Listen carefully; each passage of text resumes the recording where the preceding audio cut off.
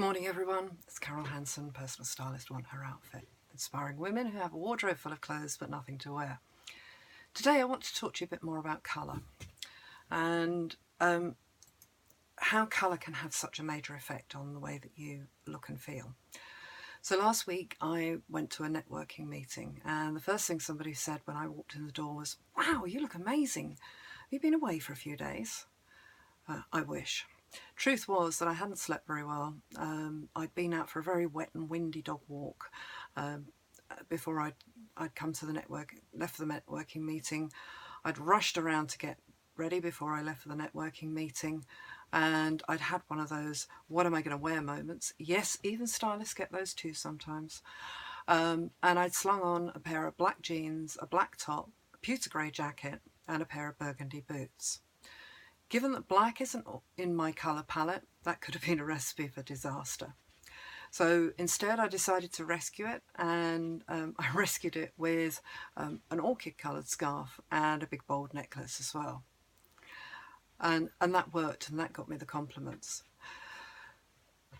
Just as a tip, I often wear, when I'm wearing big statement scarves, I will often wear a necklace as well. And the reason for that is that sometimes I can get too hot and find myself wanting to pull off the scarf. Well, if I can pull off the scarf, then I've still got the benefit of the accessories underneath when I've got a necklace on too. But one of the things that clients find difficult is, once they understand their colour swatch or the colour palette, is when we then go on to do a wardrobe edit, it's then how do they mix and match those colours sometimes. And very often the most common comment I get is, "Oh, I'd have never thought of putting that with that in terms of those colours." So I thought I'd just talk through a little bit of colour theory with you today, and I hope it's not going to be too theoretical and be a bit fun as well. Certainly more the way I'm going to try and broadcast this. I've not even dared try to do this one as a Facebook Live on the grounds that I think it may take a couple of recordings. I've only done 2 so far, so hopefully this will be the last one. So when I give my clients their colour swatch, it looks something like this. This is the winter palette colour swatch.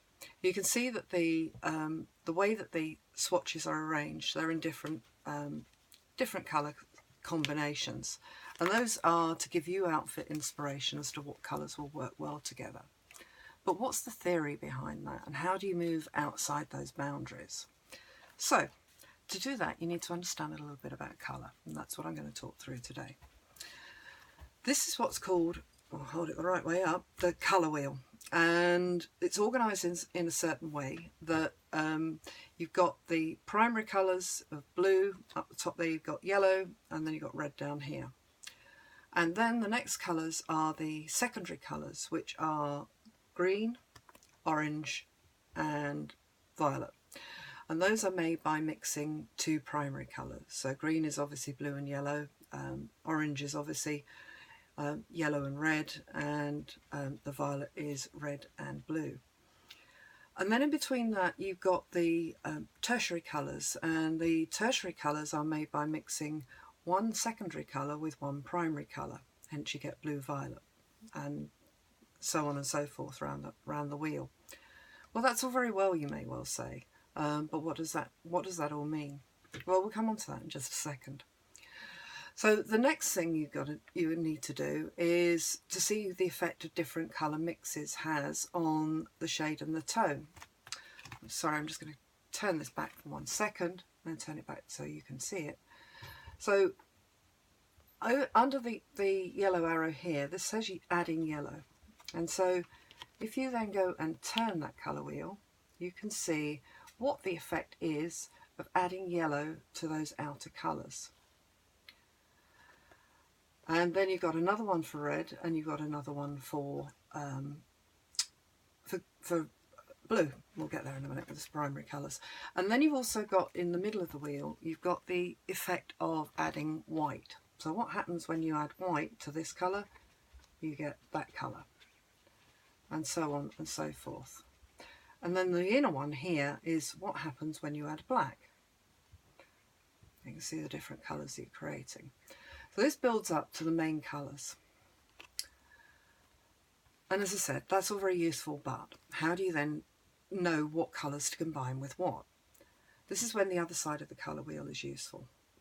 So What we're going to do first is look at harmonious colour schemes. Now, harmonious colour schemes are either what's called a monochromatic colour scheme, which means that they are shades all of the same, based on the same outer colour. So it's just adding more white, adding more black, changing the intensity of the tone.